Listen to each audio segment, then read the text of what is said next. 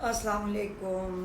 Actually مجھے بہت سارے میرے پیشنٹس کے نا پریگنینسی میں ایشوز آ رہے ہیں، خاص طور پہ جو ہے جس کو ہم ابارشن کہتے ہیں یا مس کیریج کہتے ہیں. تو مجھے محسوس ہوا کہ اس پہ بھی ایک ولاگ ہونا چاہیے، کیونکہ مقصد تو یہی ہے نا کہ پبلک اویئرنیس کریٹ کی جائے اور ایسے ہی توہمات میں نہ پڑا جائے اور ٹائم پہ علاج ہو جائے. دیکھیں، ابارشن کی ڈیفینیشن میں یہ ہوتا ہے کہ جب پریگنینسی ہوتی ہے تو مس کیریج جو ہوتا ہے نا وہ 20 ویکس تک اگر ضائع ہو جاتا ہے. اب ابارشن یا حمل کا ضائع ہونا کچھ اس کی کیٹیگریز ہیں. پہلے نمبر پہ تو یہ ہے کہ آج کل الٹرا ساؤنڈ ہے، انٹرنل الٹرا ساؤنڈ ہو جاتا ہے، ٹی وی ایس جس کو ہم کہتے ہیں. تو نارملی 7 ویکس پہ پریگنینسی جو ہے وہ یوٹرس میں نظر آتی ہے. بڑے ہیلدی سائن ہوتے ہیں، اس میں بچے کی خوراک کے لیے یوگ سیک کا رنگ بنا ہوتا ہے اور دھڑکن بھی آنا شروع ہو جاتی ہے. دوسرے نمبر پہ یہ ہوتا ہے، اس کا مطلب ہوتا ہے کہ پریگنینسی ٹھیک ہے. اب بڑی دفعہ ایسے ہوتا ہے کہ نہ تو یوگ سیک بنتی ہے، 7 ویکس تک حمل آ جاتا ہے بچے دانی میں، لیکن وہ نہ ہارٹ بیٹ آتی ہے. تو اس کو ہم بولیں گے مسڈ ابارشن. اب اس میں یہ ہوتا ہے کہ بعض دفعہ نا ایمپٹی ہمیں گیسٹیشنل سیک نظر آتا ہے، جس کو بلائٹڈ اووم کہتے ہیں. اب اس میں کیا ہوتا ہے کہ ایک بس میں شیئر بھی کر دوں گی، بس ایک آپ کو رنگ سا بنا ہوا نظر آئے گا ڈارک کلر کا، اور اس کے اندر کچھ بھی نہیں ہوگا. اس کو بلائٹڈ اووم بولتے ہیں. یعنی کہ نہ تو ہمیں فیٹر پول ملا، نہ یوگ سیک ملی، دھڑکن تو بعد کی بات تھی. اچھا جی، بلائٹڈ اووم میں 99% یہ ہوتا ہے کہ اسپرم ڈیفیکٹیو ہوتا ہے، یعنی جو مرد کے جراثیم تھے وہ ڈیفیکٹیو تھے، اور اس وجہ سے پریگنینسی تو ہو گئی لیکن وہ چلی نہیں ہے، گروتھ نہیں ہو سکی.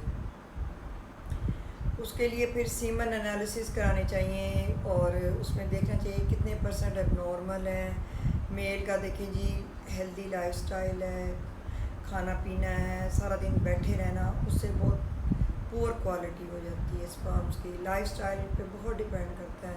بلا وجہ کا جن کا پیٹ نکلا ہوا ہے، جس کو توند بولتے ہیں، یہ سارے ہارمونل امبیلنس ہوتے ہیں، فیٹی لیور ہوتے ہیں، اور جو مردانہ ہارمونز ہیں ان کی کمی ہوتی ہے. یعنی کہ ایویلویشن کی جا سکتی ہے، آج کل یہ کوئی مشکل کام نہیں ہے. اور دیکھیں جی، اب تو یہ ہو گیا ہے کہ 30 ملین سے اوپر اسپرم کاؤنٹ ہونا چاہیے. بیس لائن 30 ملین ہے، اور اگر اس سے کام ہوتا ہے اور ڈیپینڈ کرتا ہے کہ اس میں سے کتنے %، ایٹ لیسٹ 70% نارمل شیپ کے ہونے چاہیے، ایکٹیو ہونا چاہیے. یہ ایک علیحدہ چلیں ڈیٹیل ہے، اس پہ پھر کبھی بھی لاگ ہو جائے گا. اینی ہاؤ، اب تو سائنس نے اتنی ترقی کر لی ہے کہ IVF جو کہ جس کو عام زبان میں ٹیسٹ ٹیوب بیبی کہتے ہیں، اس کے لیے تو اب یہ ہو گیا، وہ کہتے ہیں جی چاہے ایک سپرم بھی ہونا تو اس سے بھی پریگنینسی، ایک ہیلدی سپرم بھی ہونا وہی چاہیے ہوتا ہے تو بھی پریگنینسی ہو جائے گی.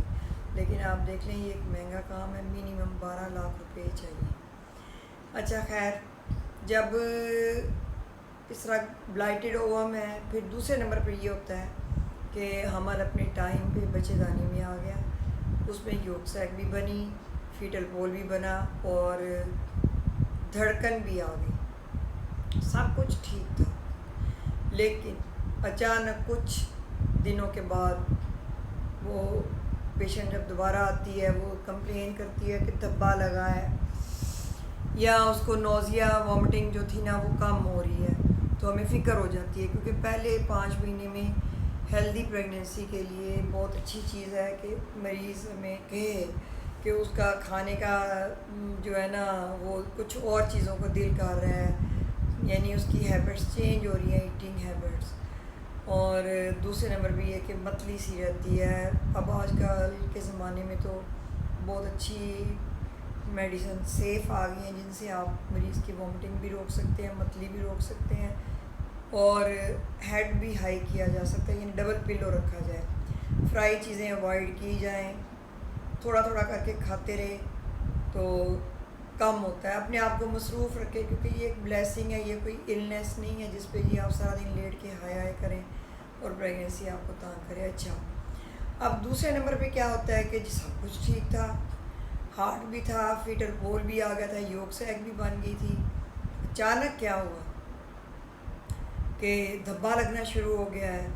اسی وقت الٹرا ساؤنڈ کرنا چاہیے. تو ہارٹ ہی نہیں ملے گا, باقی ساری چیزیں پڑی ہوئی ہیں. جب ہارٹ نہیں رہا, اگر ایک دفعہ آ کر ہارٹ چلا جائے, ہارٹ بیٹ, تو سمجھ لیں کہ پھر تو لائف ختم ہوگی نا.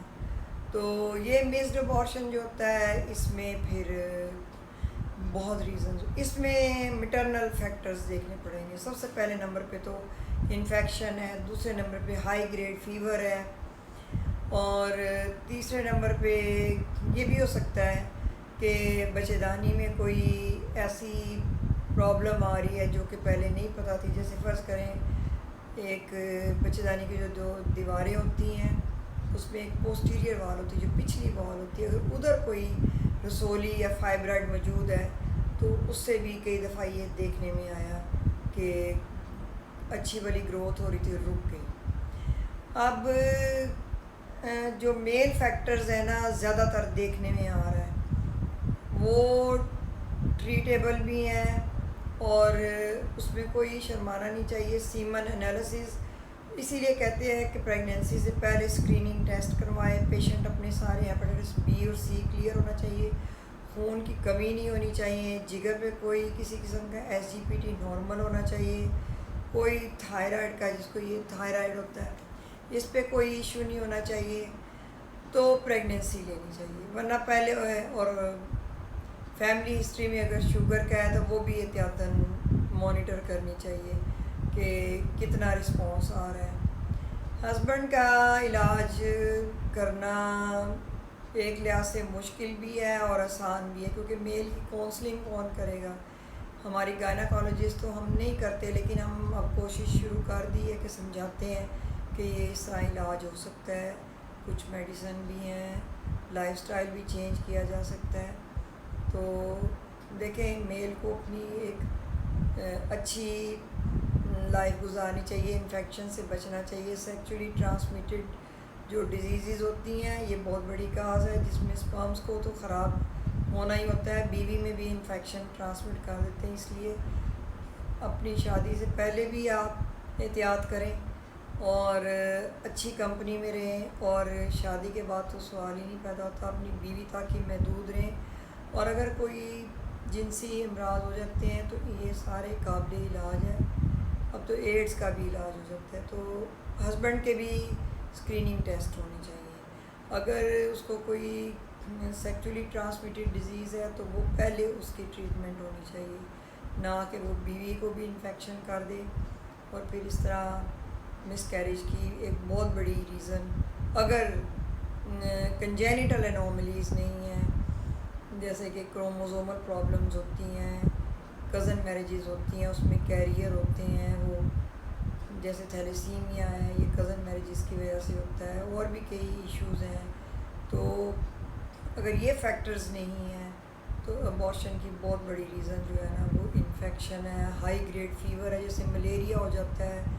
اس میں بہت پریگنینسی کو نقصان ہوتا ہے. کسی قسم کا بھی تیز 103 تک بخار ہوتا ہو نا, اور وہ نئی ڈاکٹر کے پاس گئے تو اپنا نئی ٹائم پہ علاج کرایا تو پریگنینسی ختم ہو جائے گی.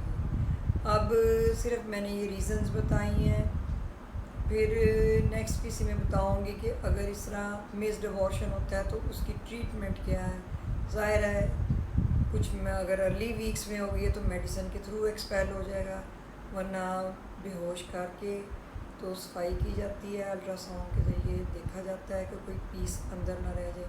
5 مہینے کا منیمم وقفہ ہونا چاہیے اگر کوئی ریزن نہیں ملتی. اگر ریزن مل جاتی ہے تو پہلے اس کا علاج ہوگا, پھر حمل ٹھہرنے کی اجازت ہوگی. امید ہے کہ میرے مریضوں کو کچھ سمجھ آئی ہوگی اور ڈاکٹرز کے پاس جانا چاہیے.